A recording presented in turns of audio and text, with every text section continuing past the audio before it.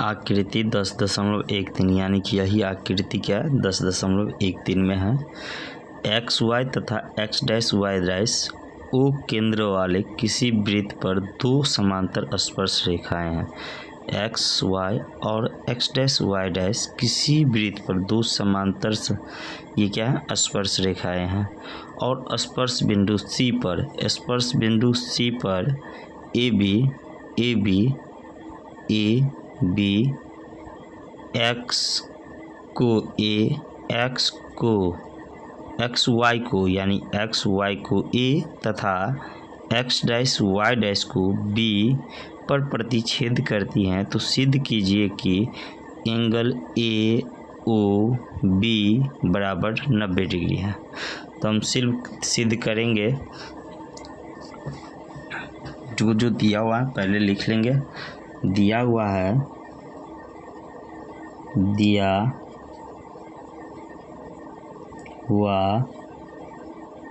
है X Y parallel X dash Y dash. आप जानते हैं कि स्पर्श रेखाएं पर त्रिज्या क्या होती है लंब होती है, तो हो जाएगा ओपी लंब एक्स वाई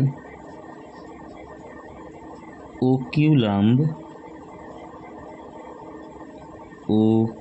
लंब एक्स डैश वाई डैश। तथा हम एक रचना इसमें करना है, उसको भी हम क्या करते हैं रचना पहले कर लेते हैं। लिखेंगे रचना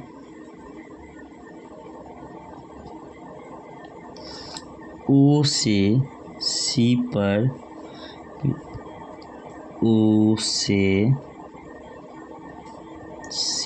पर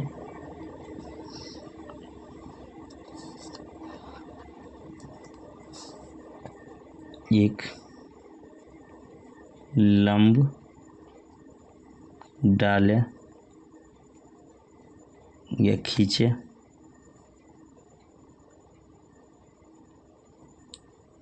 खींचा, तो ये स्पर्श रेखा पर क्या हो जाएगा त्रिज्या लंब हो जाएगा। अब हमको क्या करना है, तो इस त्रिभुज को समभाग समता दिखाना है और इस त्रिभुज को सर्वांग समता दिखाना है। तो हम चलेंगे पहले ऊपर वाले में, तो हो जाएगा PAPO त्रिभुज APO तथा त्रिभुज ACO में। ठीक, चलेंगे OP बराबर क्या हो जाएगा OP बराबर OC किससे जिससे त्रिज्या से। इसके बाद OA क्या है दोनों में उभयनिष्ठ है, तो लिखेंगे उभयनिष्ठ।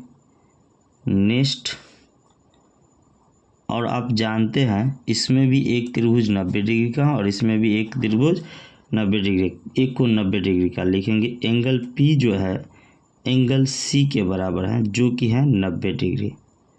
तो आप जानते हैं RHS से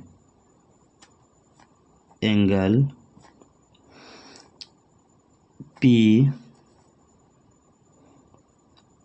APO सर्वागसम हो गया एंगल ACO।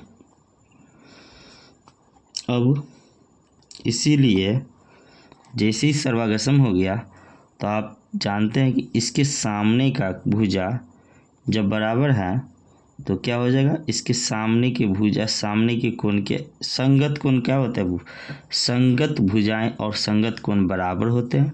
तो 90 के सामने 90, तो लिखेंगे चूंकि कोण C बराबर कोण P के सामने ये क्या है OA।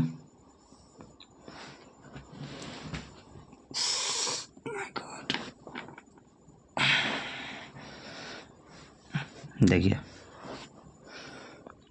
को इसके सामने ये हो गया, इसके सामने भी यही हो गया। इसके बाद दिया हुआ कि ओ पी ओ सी के बराबर, ओ पी ओ सी के बराबर है। तो ओ सी के सामने का कोण, ओ सी के सामने यानी कि ओ पी के सामने का कोण क्या है, ए है।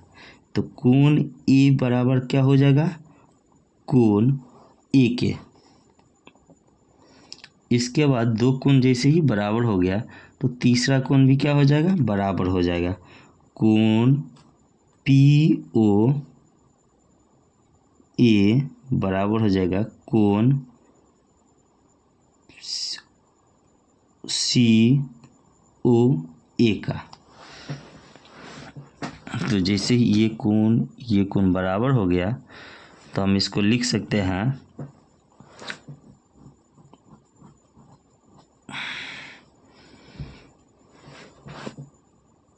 इसको क्या करेंगे हम, समीकरण फर्स्ट ले लेंगे। अब चलना है इस दोनों त्रिभुज में, तो चलते हैं।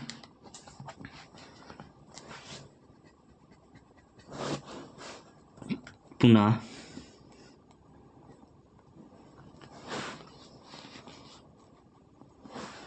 त्रिभुज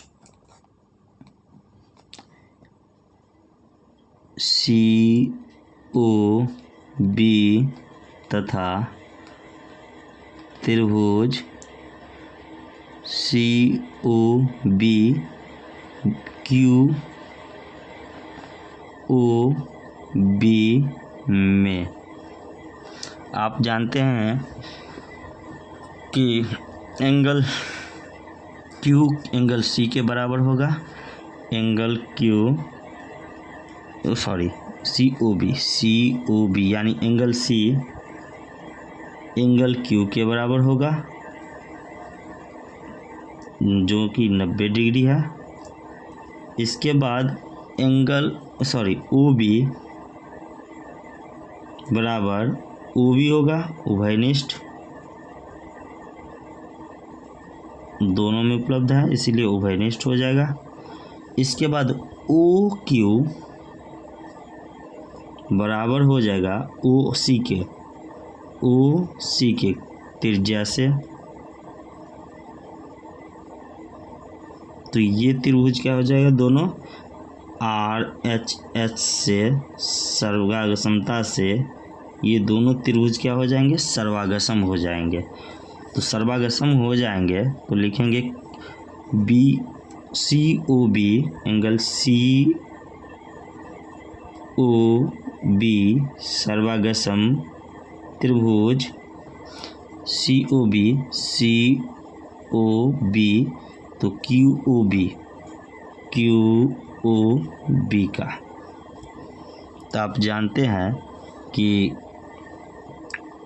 इस कोण के लिए 90, तो इस कोण के लिए भी 90 तो लिख चुके हैं।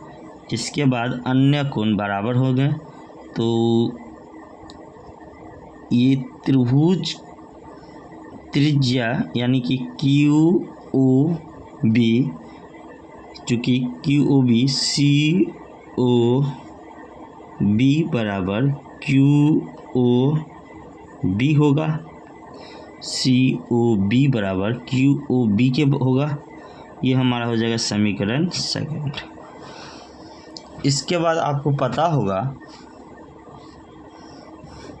कि रेखा पे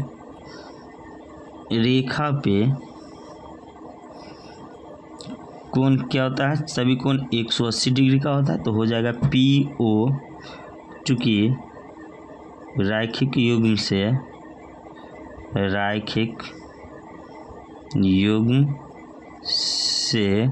हो जाएगा एंगल पी ओ ए जोड़ ए ओ सी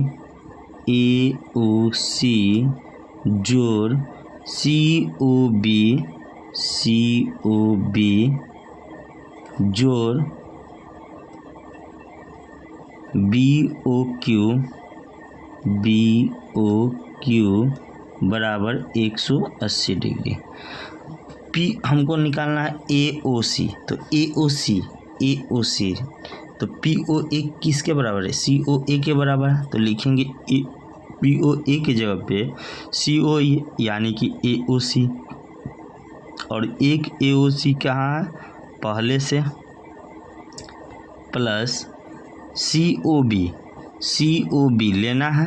तो लिखेंगे COB जोड़ BOQ किसके बराबर है? COB के बराबर है। तो लिखेंगे COB, और इसका योग कितना है? 180 डिग्री। जैसे ही जोड़ेंगे तो हो जाएगा 2 इंटू AOC, 2 इंटू AOC और जोड़ BOC, जो कि हो जाएगा 180 डिग्री। आप जानते हैं कि 2 से काटेंगे तो हो जाएगा 90 डिग्री। और आप जानते हैं कि AOC यहाँ देखिए फिगर में, AOC और BOC जो दिया हुआ है वही निकालना है, और उसी पूरा को AOB भी बोल सकते हैं। तो लिखेंगे AOB बराबर कितना? 90 डिग्री। और यही हमको क्या करना था? तो साबित करना था। साबित हो गया। अगर हमारा वीडियो आपको अच्छा लगा तो हमारे वीडियो को लाइक कीजिए, कमेंट कीजिए और अपने दोस्तों साथियों के साथ शेयर कीजिए।